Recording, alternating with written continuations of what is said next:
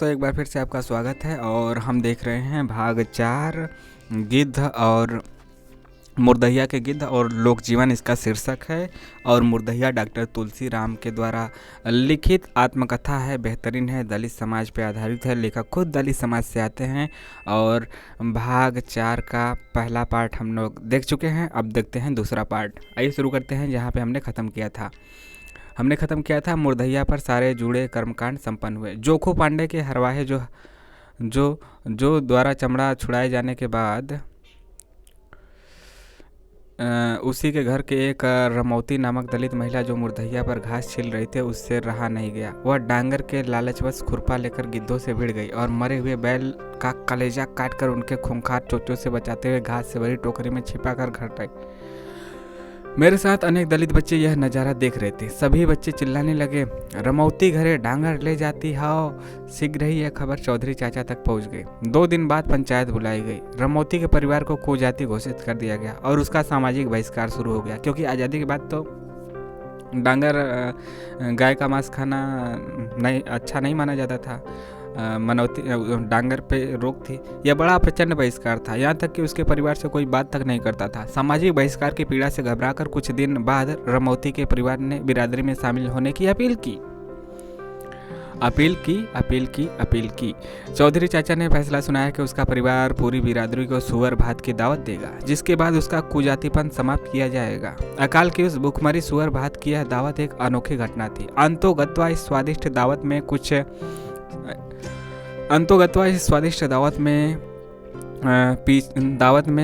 दावत के पीछे रमौती का एक परिवार एक बार फिर भारी कर्ज में डूब गया। सोच रहे हैं सुअर भात का दावत देना, यानी कि एक तो अकाल, दूसरा सुअर भात का यह दंड, तो यह कर्ज में नहीं डूब जाएंगे। सन 1959 की गर्मी यानी कि ग्रीष्म ऋतु लगातार 2 साल से अकाल के कारण निहायत दुर्दिन में बदल चुकी थी। दलित बस्ती में चिट्ठी लिखने वाले के रूप में मेरी मांग बहुत बढ़ गई थी। जैसा कि अवगत है, गांव के कई लोग बंगाल की अनेक कोयलरियों तथा कलकत्ता में मजदूरी करते थे। कोयलरियों मतलब कोयला खदानों में। परिवार के लोग मजदूर अकाल में बादल जैसा आशा का प्रतिरूप थे। विशेष रूप से जब गांव की औरतें मजदूरों को मुझसे चिट्ठियां लिखवाती तो मेरे सामने एक विचित्र स्थिति प्रकट हो अपने पति जाती थी। विचित्र स्थिति प्रकट हो जाती थी। कई औरतें भूखमरी का वर्णन करते करते रोने लगती थी। मैं तो स्वयं अपने दुख में डूबता उतराता फिरता था, किंतु गांव की रोती हुई मशीनों जैसी इन महिलाओं से मैं अत्यंत विचलित हो जाता था। अनेक बार उनके आंसुओं में मेरे आंसू भी दाखिल हो जाते। इन रोती मशीनों में एक थी किसुनी भौजी। उसका पति कतरास की कोयलरी में कोयला काटता था। नाम था मुन्नी लाल। किसुनी भौजी 2 बच्चों की माँ थी, किंतु उस उम्र में मुश्किल से 22 साल की थी। उसके अंदर दुखड़ा सुनाने की अद्भुत वर्णनात्मक शैली का समावेश था। जब वह चिट्ठी लिखवाती थी तो लगता था कि दुखड़ा स्वयं अपना आत्मविवेचन कर रहा है। यदि वह पढ़ती तो शायद दुखांत साहित्य में बहुत कुछ गढ़ती। उसके द्वारा लिखवाई गई अकाल की एक चिट्ठी आज भी मुझे अच्छी तरह याद है, जिसका कुछ पंक्तियाँ इस प्रकार है। हे खेदन के बाबू, हम कौन कौन बतिया लिखाई, बबनी बहुत बिल खैले, उ रोई रोई के मरी जाला, हमरे छतिया में दूध ना होला, दूहे जाइला त बकेनवा लात मारेला, बंसुआ मजूरी में खाली सड़ल सावा देला, ऊपर से ओकर आँख ही बड़ी शैतान हो, सजिया के रहरिया में गौमा का मेहररिया सब मैदान जाली, त ऊ चोर बत्ती बारेला, रकत पेवना हमहू के गिद्ध नहीं तेरे रैला, चोटवा से पेटवा हरदम खराब रहेला, हम का खियाई का खाई कुछ समझ में ना आवेला, बबुनी के दूधवा कहाँ से लियाई, जब वो रोएला तब कब्बो हम ओके ले के बहरवा जाई के बोलीला कि देख तोर बाबू आवत हुआ, तो ऊ थोड़ी देर चुप हो जाला। तो कैसे हुआ सुनीला कोई लरी में आगी लगे जाले, ई काम छोड़ दा, गौवा में मजदूरी कर लेहल जाई, सतुआ से जिंदगी चली जाई, यहर बड़ी मुश्किल में बीतत ह, अकेले में जियरा ना लगेला, ऊपर से खैले का बड़ा टोटा हो सके तो 20 रुपया भेजी दा। अब अय्या तो तुलसी बाबू के एक जिस्ता कागज जरूर ले अय्या, यह सब कर चिट्ठिया लिखे ला। तुलसी बाबू यानी डॉक्टर तुलसी राम ई बड़ा तेज हुए और का लिखाई हम, थोर लिखना, ढेर समझना। इस चिट्ठी में खेदन किसनू भौजी के 4 साल के बेटे तथा बबनी 1.5 साल की बेटी थी। बसुआ यानी बंसु पांडे जमींदार थे, जिनके यहाँ किसनू मजूरी करती थी। चोरबत्ती टार्च को कहते थे, टार्च को चोरबत्ती कहते थे।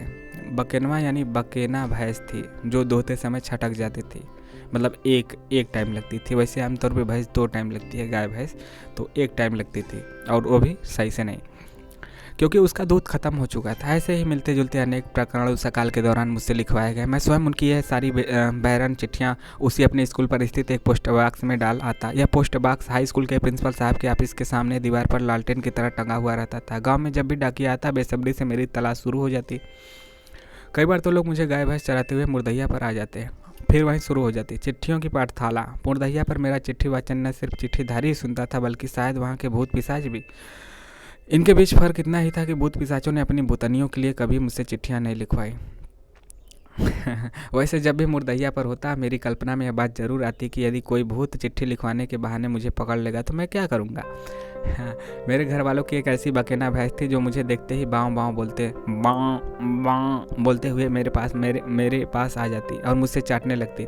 उसका मुझसे बेहद लगाव था। मेरी एक विचित्र आदत थी, मुर्दैया पर जब भी चराने जाता, मैं उसकी पीठ पर एक घुड़सवार की तरह बैठ जाता। उसे किसी भी तरह कोई एतराज नहीं होता। मैं उसकी पीठ पर बैठा रहता तथा वह घूमती फिरती चरती रहती। इसी दौरान एक दिन गाँव के ही छिखुरी ने भैंस के थन में लकड़ी से खोद दिया। भैंस बिदक कर बड़ी तेजी से उछल पड़ी। मुझे जरा भी पता नहीं चला कि मैं कैसे एक झाड़ी के पास जमीन पर कुछ देर के लिए बेहोश पड़ गया। झाड़ी से सटी एक कब्र थी। होश आने पर मेरे होश उड़ गए। भूतों के डर से मैं कांप गया। यह खबर बस्ती में फैल गई। सभी कहने लगे भैंसों पर भूत चढ़कर घूमते हैं, किंतु वे दिखाई नहीं देते। लोग मेरे बारे में कहते कि उसके चढ़ने से वे नाराज हो गए, इसलिए उसे उठाकर जमीन पर पटक दिया। अपने चिर परिचित अंदाज में नगर चाचा मेरे ऊपर बरस पड़े। मेरी यह समझ में नहीं आ रहा था कि मैं चिखुरी को भूत समझूं या फिर जो मुर्दैया में दफने थे उनको। चाहे जो भी हो, इस घटना के बाद मैंने कभी भैंस पर चढ़कर मुर्दैया के भूतों को गुस्सा नहीं दिलाया। इस घटना से किसुनी भौजी बहुत दुखित हो गई। एक दिन अपने घर बुलाकर मुझे समझाया कि हे बाबू, ये सब हवा बतास से बची रहिया। इनका गुस्सा जान लेऊ होला। हमारे क्षेत्र में भूत पिशाच को दलित हवा बतास भी कहते थे। इसी किसुनी भौजी के ससुर का नाम था जेदी, जो अपने बेटे से अलग रहते थे। जेदी चाचा अपनी जवानी के दिनों में द्वितीय विश्व युद्ध के दौरान उसी बंसु बांडे के खानदान की हरवाई करते थे। विश्व युद्ध के दौरान, द्वितीय विश्व कब हुआ था? 1945 में, आज़ादी से पहले 1942 से 45। विश्व युद्ध के दौरान एक दिन वे हल जोत रहे थे, वहीं खेत से वे गायब हो गए। गाँव वाले कहते थे अंग्रेज ढेर सारे मजदूरों का अपहरण करके लड़ाई के लिए बिलायत ले गए। यह तो साफ तौर पर मालूम नहीं कि जेदी कैसे गायब हो गए। स्वयं किसी को असली बात नहीं बताते। वर्षों बाद जब द्वितीय विश्व युद्ध समाप्त हो गया तो वे गांव वापस आ गए। उनकी वापसी से गांव वाले बहुत खुश हुए थे। वे थे बिल्कुल अनपढ़, किंतु बातें ऐसी करते थे लगता था वे अंतर्राष्ट्रीय राजनीति के प्रोफेसर हों। जेदी चाचा एक विचित्रा शैली में चर चेलवा का जिक्र करते थे और उसे बहादुर बताते थे। वे अनेक हथियारों के नाम के बिगड़ेल शब्द भी बीच बीच में अकारण ही बोलने लगते, जैसे सबमरीन, फाइटर प्लेन, डम टंक, बनेठी, बम आदि आदि। कुछ ऐसे भी बोलते जैसे मस्पोटम, सटल, बसरा, बगदाद, दुबई, खंभा, दजला आदि आदि। इस तरह के अनेक शब्द बिना वाक्य के स्वतंत्रता रूप से ऐसे बोलते थे कि जैसे किसी को डांट रहे हों। हम सबको उस समय कुछ भी समझ में नहीं आता था कि वे क्या बोल रहे हैं। वर्षों बाद जब मैं बनारस हिंदू विश्वविद्यालय में उच्च शिक्षाग्रस्त था, यानी काशी हिंदू विश्वविद्यालय वाराणसी, तब समझ सका कि जेदी चाचा चर्चिल को चर्चिलवा, सबमरीन को सबमरीन, फाइटर प्लेन को फाइटर प्लेन, डमडम बुलेट को डमडम, टैंक को टंक, बैनेट को बनेठी, मेसोपोटामिया को मसपोटम, सत अल अरब को सटल, रास अल खैमा को खम्मा आदि आदि कहते। हकीकत यह थी कि जेदी चाचा को अंग्रेज विश्व युद्ध के दौरान एक अस्थायी टहलुआ के रूप में बगदाद ले गए थे। बाद में जैसे तैसे वे गांव वापस आ गए। वास्तविकता यह भी थी कि जेदी चाचा का मूल नाम लुरखुर था, किंतु बगदाद पहुंचने पर किसी अंग्रेज अफसर ने उन्हें सिया मुसलमानों के लोकप्रिय उपनाम जेदी के नाम से पुकारना शुरू कर दिया। वहाँ यही उनका प्रचलित नाम था, किंतु लुरखुर चाचा अपने को जेदी समझने लगे थे। गांव में भी लोग जेदी के रूप में उन्हें पुकारने लगे थे। वे विश्व युद्ध की अनेक कहानियाँ सुनाया करते थे, जिसे सुनकर मैं बहुत मंत्रमुग्ध हो जाता था। उनकी ये कहानियाँ मुझे ललचा कर मारती थी। इन्हें सुनकर उत्कट इच्छा होती थी कि मैं भी 5वीं के आगे पढूं और सारी दुनिया के बारे में जानूं, किंतु पढ़ाई छूटने की निरंतर दुविधा एवं चिंता ने मुझे एकदम मनहूम बना दिया था। उस ऊहापोह के दौरान एक अजीब हादसा हो गया। जेदी चाचा वहीं बंसू पांडे के यहाँ फिर से हरवाई करने लगे थे। उचित बनी की मांग के कारण वे अक्सर झगड़ पड़ते थे। उनके इस स्वभाव के कारण बंसू ने बकरी चोरी के आरोप में सबक सिखाने के लिए चिरैया कोट के थाने के एक ब्राह्मण सिपाही, जिससे उनकी दोस्ती थी, को बुलाकर जेदी चाचा को बहुत पिटवाया और डोरी में बांधकर थाने ले जाने की तैयारी करने लगे। विचित्र तथ्य यह था कि बंसू के पास कोई बकरी थी ही नहीं। किसी तरह जेदी चाचा 5 रुपया घूस देकर पुलिस से छुटकारा पाए। पुलिस से इस बार भी हम सभी बुरी तरह से डर गए थे। बंसू पांडे इस छलिया कपट से आघातित होकर जेदी चाचा प्रतिरोध स्वरूप एक नए किस्म का सत्याग्रह करने लगे। वे सब काम धंधा बंद कर दाढ़ी मूछ बढ़ाना शुरू कर दी तथा निचंड धूप में चारपाई डालकर एक चादर ओढ़कर दिन भर सोते रहे। पूछने पर कहते थे, जब तक बाभन न्याय नहीं करते मैं दाढ़ी मूछ बढ़ाता रहूंगा तथा धूप में ही सोऊंगा। वे इस मामले में निहायत जिद्दी थे। पंचायत आदि द्वारा किसी अन्य समझौतों को वे मानने से साफ इनकार कर दिए थे। धीरे धीरे वे बीमार पड़ने लगे। अंतोगत्वा उसी अकाल में वे प्राण त्याग दिए। उनकी मृत्यु से बड़ा शोकमय वातावरण हो गया। जेदी चाचा गुरुमुख थे। वे शिव नारायण पंथ को मानने वाले थे। जब जब हमारे घर की गादी लगती थी, जेदी चाचा संतवा गायकी में माहिर थे। उनकी बड़ी बुलंद आवाज़ थी। जब संतवा ढोल मजीरा के साथ अपनी चरम सीमा पर होता था तो जेदी चाचा अचानक खड़े होकर बहुत जोर से डांटने की शैली में हवे बोल पड़ते थे। उनके इस जोरदार हवे से संतवा का आकर्षण बेहद रोचक बन जाता था। ऐसे अवसरों पर मैं इंतजार करता रहता था कि कब जेदी चाचा हवे कहकर डांटते हैं। जब उनके लाश दफनाने के लिए मुर्दहिया पर ले जाई जा रही थी तो शिव नारायण पंथ की परंपरा के अनुसार संतवा के दौरान कई लोगों ने उनकी डांटने वाली शैली का अनुसरण करना चाहा, किंतु वो बात कहाँ जाओ जो जेदी चाचा में थी। मैं भी उनकी लाश के पीछे पीछे मुर्दहिया पर गया था। उनके दफन के साथ ही वहाँ के भूतों की आबादी में एक और नाम जुड़ गया। उनकी कब्र से लौटते हुए मेरे मस्तिष्क में उनके ये शब्द चर्चिलवा, मास्पोटम, फाइटर, डमडम, खम्बा, दजला आदि शोर मचाते रहे। आज जब मैं अंतर्राष्ट्रीय राजनीति के एक बड़े सेंटर का प्रोफेसर एवं अध्यक्ष बन चुका हूं तो यह स्वीकारने में गर्व होता है कि इसके पीछे मेरी प्रेरणा के असली जनक हुए 3 गरीब मजदूर थे, जिन्होंने मुझे छोटी उम्र में अंतर्राष्ट्रीय राजनीति की तरफ अनजाने में ही खींचा था।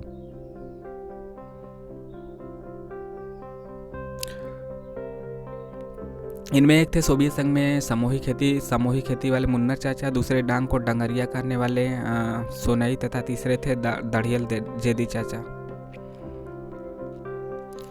उनके दाढ़ी मूछ रखने का रहस्य मेरे मस्तिष्क में तब खुला जब सन 1978-79 में ईरान पर शोध के दौरान मुझे पता चला कि वहाँ के गिलान प्रांत के मिर्जा कुचेक खान नामक एक क्रांतिकारी के नेतृत्व में सन 1910 और 20 के दशक में हजारों युवकों ने कसम खाई थी कि जब तक वे अंग्रेज साम्राज्यवादियों को ईरान की धरती से भगा नहीं देंगे तब तक वे दाढ़ी मूछ बढ़ाते रहेंगे तथा घर छोड़कर जंगल में रहेंगे। ईरान में उनके इस आंदोलन को जंगल आंदोलन तथा क्रांतिकारियों को जंगली कहा जाता था।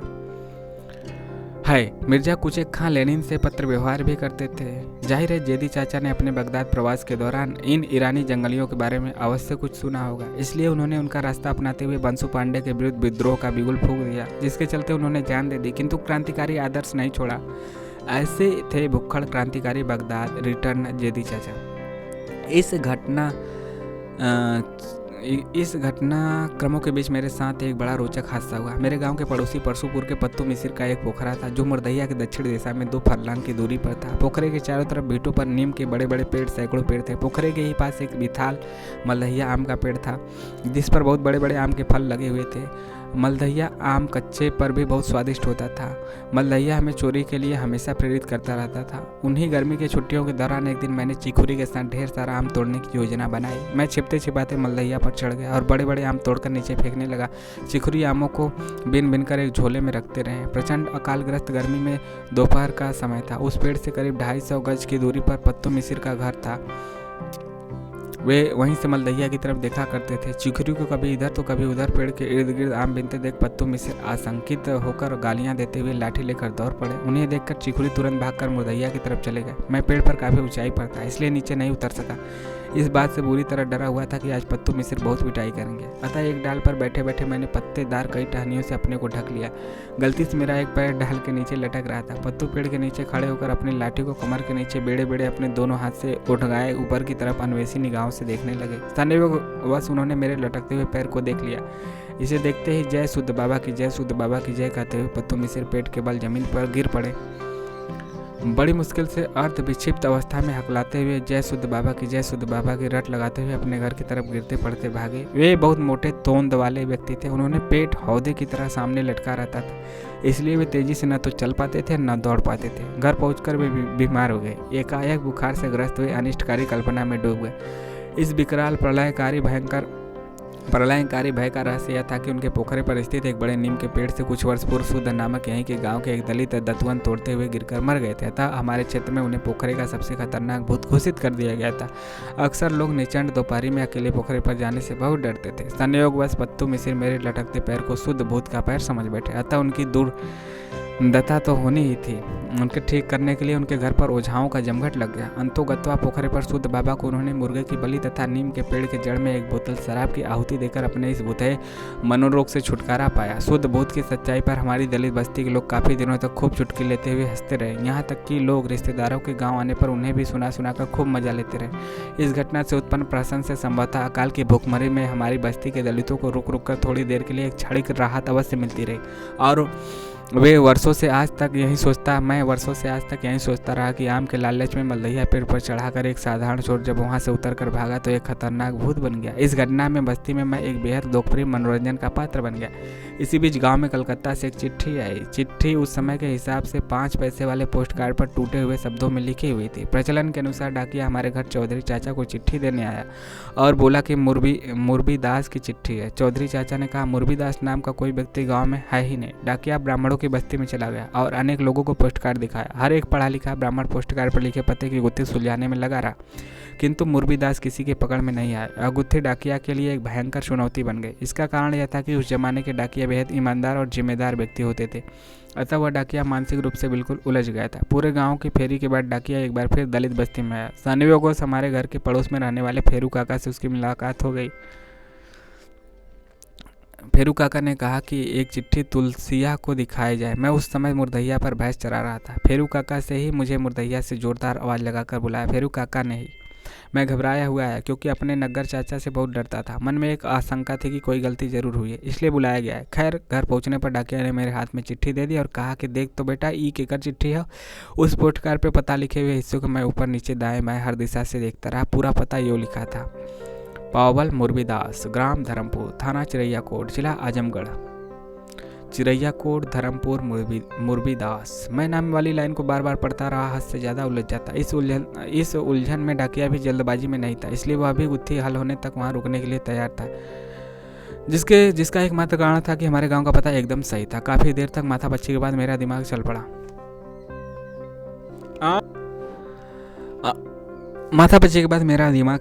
मेरे गांव से एक बलमू नाम के अनाथ दलित युवक बचपन में ही भागकर कलकत्ता चले गए थे। वे वर्षों बाद उस अकाल के बारे में सुनकर वहां से कौतूहलवश हाल चाल लेने गांव आए। गांव में उनका कोई घर या जमीन नहीं था। बलमू भैया हमारे घर के पास एक खाली जमीन पर एक छोटी सी अस्थायी झोपड़ी बनाकर 2 महीने पूर्व से रहने लगे थे। वे अक्सर कहते कि जब बारिश होने लगेगी तो कलकत्ता वापस जाएंगी। यद्यपि गाँव में उनका कुछ भी बचा नहीं था, किंतु मुश्किल के दौर में गांव के दलितों की दुर्दशा से विचलित होकर वे सबकी खोज खबर लेने आए थे। वे हमेशा यह भी कहते थे कि जब सूखा से गांव वालों को राहत मिलेगी तो वापस जाएंगे। मेरा ध्यान बुरी तरह से बलमू भैया पर टिक गया। नाम वाली लाइन को बार बार पढ़ता रहा। बहुत देर बाद यह गुत्थी सुलझ पाई जब मैंने पावल मुरबी दास का खुलासा पावे बलमू रविदास के रूप में किया। वास्तव में कलकत्ता जाकर बलमू अपने नाम के आगे रविदास जोड़ लिए थे। वे कलकत्ता के बेलिया घट्टा इलाके में बनानी दास नामक एक बंगाली दलित महिला की बाड़ी में रहते थे। उसी ने बलमू रविदास का हालचाल जानने के लिए एक साधारण सी चिट्ठी लिख दी। बंगाली होने की वजह से बनानी दास ने पावे बलमू रविदास के बदले तोड़ मरोड़ कर पावल मुरविदास लिख दिया। इस गुत्थी के सुलझते ही डाकिया बार बार मेरे सिर पर हाथ फेरता और कहता, खूब पढ़िया भैया, खूब पढ़िया, खूब पढ़िया, खूब पढ़िया भैया, खूब पढ़िया।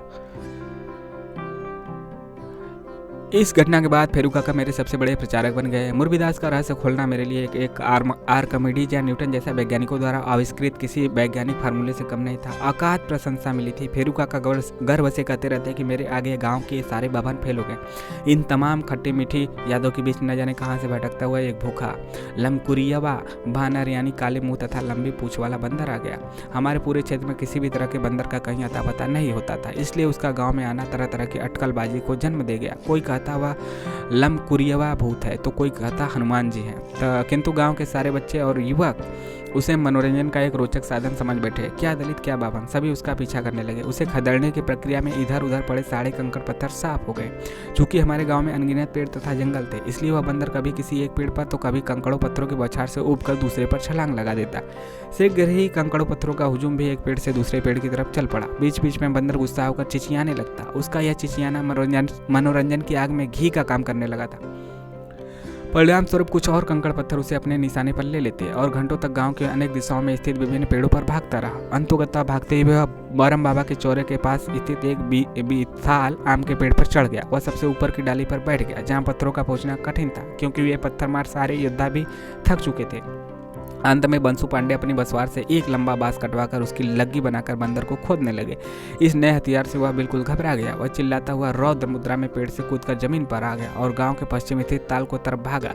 सैकड़ों का हुजूम भी उधर ही मुड़ गया। इस हुजूम में मैं भी शामिल था। मेरे पास कई कंकड़ पत्थर भी थे। देखते ही देखते घबराहट में वो बंदर ताल के पानी में कूद गया और तेजी से तैरकर बहुत दूर चला गया। सारा हुजूम ताल के किनारे पत्थर लिए उस आंखों से दूर ओझल होते बिलोकता रहा। लोग हारे हुए जुआरी की तरह घर वापस आ गए।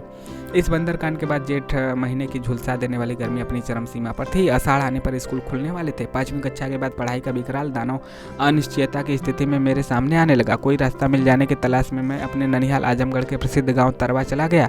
आज तरवा इसलिए भी प्रसिद्ध है क्योंकि भारतीय राजनीति में मुलायम सिंह के भूतपूर्व संकट मोचक ठाकुर अमर सिंह भी उसी गाँव के रहने वाले हैं। मुलायम सिंह के भूतपूर्व संकट मोचक ठाकुर अमर सिंह कहाँ के हैं? तो तरवा गांव के। जिस समय मैं अपना ननिहाल पहुंचा, शायद अमर सिंह भी उस समय 5वीं पास रहे होंगे। अमर सिंह मतलब इनके लेखक के समकालीन। हमारे नाना के घर के ठीक सामने मुश्किल से 1 फर्लांग की दूरी पर तरवा थाना स्थित था। यह एक विशाल बिल्डिंग थी जिसका रंग लाल था। दूर से देखने में ही डरावनी लगती थी। स्वतंत्रता आंदोलन के दौरान इस थाने को फूंकने की कोशिश की गई थी। इस क्षेत्र में स्वतंत्रता आंदोलन का नेतृत्व तेज बहादुर सिंह नामक एक प्रख्यात कम्युनिस्ट नेता ने किया था। उन्होंने वर्षों तक भूमिगत रहकर काम किया था, यानी अंडरग्राउंड। इस पूरे क्षेत्र में उनका विशेष प्रभाव था। बाद में चलकर जब मैं इंटरमीडिएट यानी कि 12वीं कक्षा में पढ़ रहा था तो तेज बहादुर सिंह के संपर्क में आया। उनका भी मेरे ऊपर गहन प्रभाव पड़ा। उस समय तरवा थाने से बहोरीपुर की तरफ एक सड़क बनाने का काम चल रहा था। तरवा के अनेक दलित मजदूर सड़क बनाने में लगे हुए थे। इनमें मेरे रामशरण मामा भी शामिल थे। उन दिनों एक बैलगाड़ी पर अंकटा खोदकर रखने की मजदूरी 4 आने हुआ करती थी। अंकटा एक तरह का अधूरा पत्थर होता था जो सड़क बनाने के काम आता था। उन दिनों अंकटा कहीं भी मिल जाता था। मेरे मन में आया कि मैं कुछ दिन तक अंकटा की खुदाई करके कुछ पैसा इकट्ठा करूं जो आगे की पढ़ाई में काम आ सके। वास्तव में वह 4 आना उस समय एक बड़ी कमाई माना जाता था। तो आज का यह जो भाग 4 है, भाग 4 का पार्ट 2 कैसा लगा ज़रूर कमेंट करके बताइएगा। कैसा लगा, आपके सुझाव, आपकी शिकायत का इंतज़ार रहेगा। अच्छा लगा हो तो लाइक, शेयर और सब्सक्राइब करना ना भूलें। भाग 4 के तीसरे पार्ट के साथ मिलेंगे नेक्स्ट वीडियो में। तब तक के लिए जय हिंद, जय भारत। वाचन स्वर ऑनेस। हम बहुत तेज़ चलें क्योंकि बहुत लंबा है तो इसलिए हम तेज़ चल रहे हैं। आप चाहते हैं कि हम धीमा बोलें तो धीमा वाचन करें तो आप इस पे भी कमेंट कर सकते हैं, या फिर और तेज़ बोलें, धीमा करें या जैसा है वैसे चलने दें।